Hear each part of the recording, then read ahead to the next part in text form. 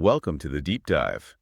You sent us some really interesting stuff exploring how we actually deal with emotions, especially when things feel, well, overwhelming. Yeah, it's a big topic. So we're going to try and unpack these ideas, look at how we can maybe not just have feelings, but really process them, make sense of it all. That's the plan.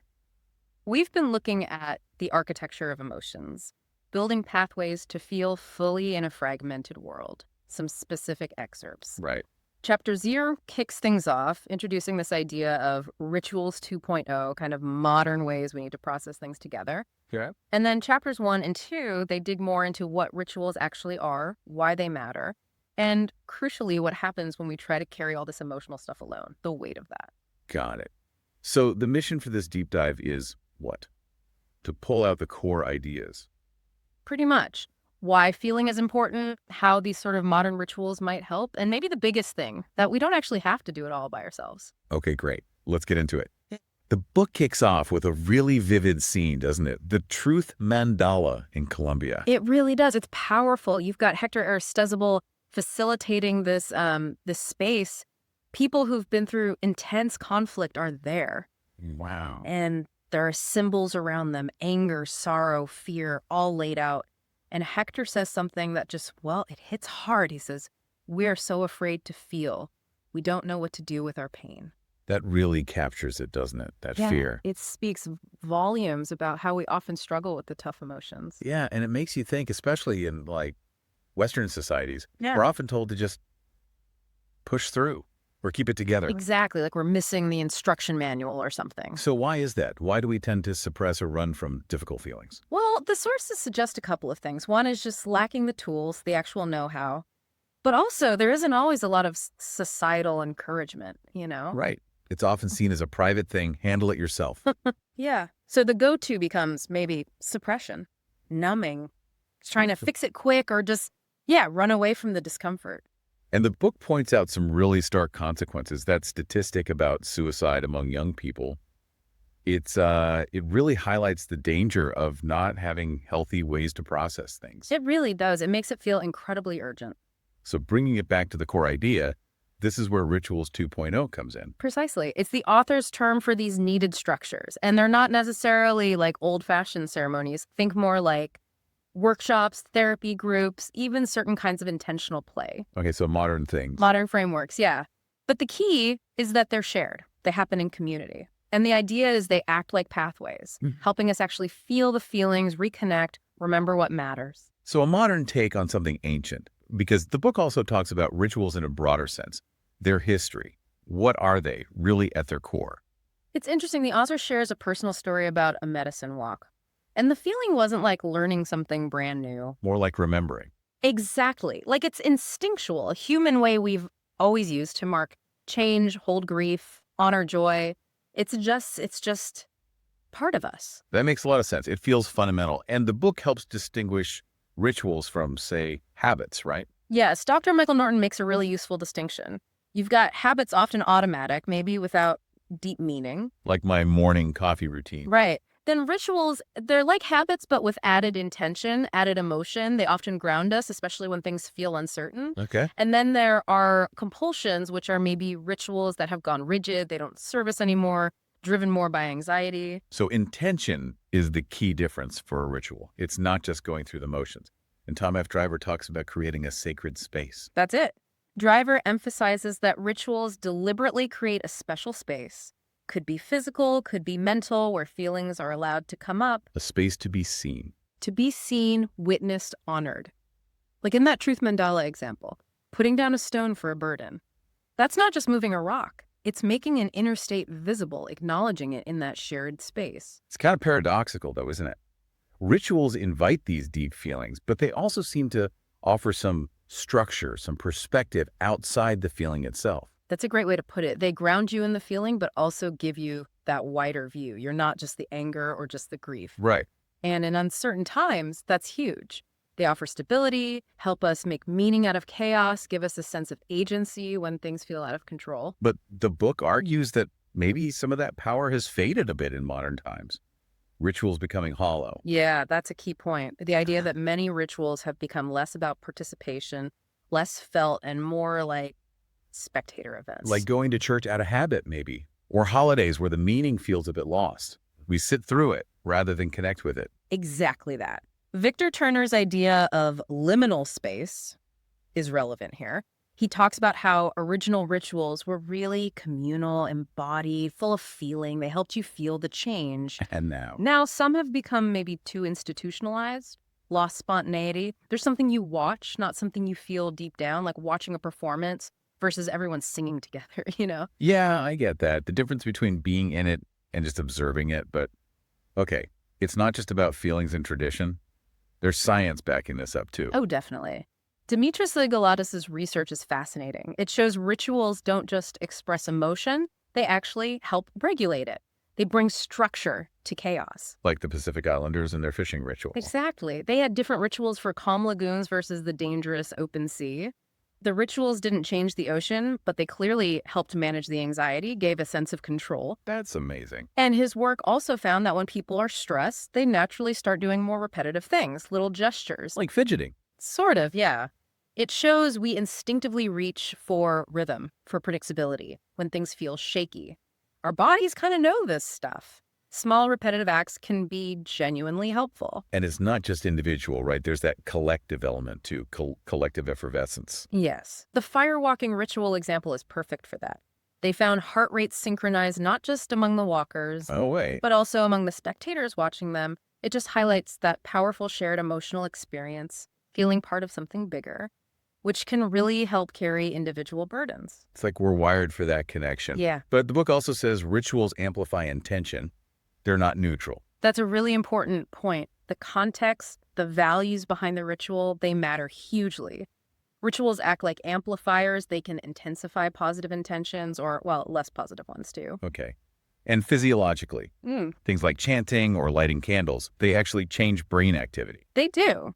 Repetitive actions can engage the prefrontal cortex that helps manage stress and calm down the amygdala, the brain's sort of fear hub. What? In group rituals, they can literally create neural synchrony between people, build trust, safety, and even small personal rituals like writing down a worry and burning it, like Norton found, can be surprisingly effective for processing things on your own. So big or small, personal or group, there's a real impact, emotionally, physiologically. Now, what about this idea of the observer in ritual, the witness? Right, this is really insightful. The idea is that ritual helps activate our inner witness. When you're in a ritual, you're participating, yes, but you're also kind of watching yourself, watching the world with more attention. Engaged but slightly removed allows for a different perspective. Exactly, you're fully present, but also observing. And Catherine Bell talks about ritualization, which isn't about grand ceremonies necessarily. What is it then? It's about intentionally marking everyday actions as meaningful. It could be anything. The example of the widow washing her late husband's car, that's ritualization. Taking a routine task and filling it with significance, with remembrance. Making the ordinary sacred, in a way. And there's some really moving examples related to grief. Yeah, those personal grief rituals, lighting a candle, making a memory box, they're ways of holding both the pain and the presence, aren't they? They are? And that story of Aurea Paz Aguilar, who just improvised, imagining her mother in another country. Mm. It shows how these rituals can just emerge from the ache itself as a way to cope. Finding anchors in the storm. And then there's the communal witness. Right, like the Clutie trees in Scotland, where people tie cloths as prayer or wishes, or those synchronized heartbeats in firewalking. It's about seeing and being seen by others in that shared space. Mm-hmm. Amplifies the meaning. We're not alone in our feelings. And even beyond that, a transcendent witness. Yeah, the idea that through things like chanting or silence or meditation within a ritual context, we can sometimes touch something deeper. Intuition, maybe? A connection to something beyond just ourselves. Mm-hmm. And things like sand vases or grief stones, they make the internal visible, tangible. So rituals like this bridge, inner and outer worlds, thought and action, individual and collective. And this connects directly to healing. Absolutely. The book draws a strong line there. It even points out the root of the word therapy, therapia in Greek. Which meant? Attentive care, companionship, not just curing illness. So therapy itself can be seen as a kind of ritualized care. That's a really interesting lens. Just being present, witnessing with intention. Mm-hmm. And during the pandemic, didn't people instinctively turn to micro rituals? They did. Esther Perel observed that. Things like baking bread, gardening. When the big structures fell away, these small, repeated, intentional acts became anchors. Comfort, connection, self-care. And there are powerful examples of rituals aiding healing from major trauma, too. Yes, the Khmer Rouge survivors ritual, combining therapy with that public reading of names at the mass grave. It shows how collective witnessing and acknowledgement can profoundly impact healing from PTSD. Wow. And even smaller scale things like that family therapy session where they burned written resentments. It's a symbolic act that makes things visible, allows for release, creates a turning point. It's not just individual healing either, is it? Rituals build community, that artichoke procession in the UK. Exactly. That fostered communitas, that feeling of shared humanity, connection, belonging. It binds people together. And think about shamanic practices. The rhythm, the drumming, can induce altered states that help emotional release, a bit like mindfulness can. So rituals in all these forms seem absolutely fundamental for processing, connecting, healing, which loops us back to Rituals 2.0.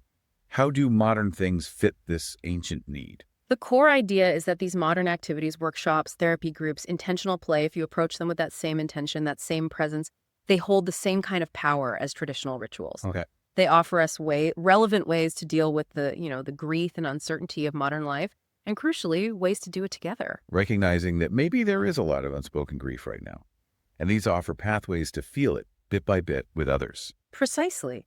And that mix of structure and spontaneity seems key. Like Michael Norton's freelance rituals, those informal things that pop up when we need meaning. It's the intention, the presence that makes these modern spaces feel, well, sacred in their own way, containers for emotion. So a therapy session becomes a ritual of care. Play becomes a way to explore feelings. A workshop becomes a modern fireside gathering. You got it. They become safe spaces for the whole range of human feeling to be expressed and witnessed.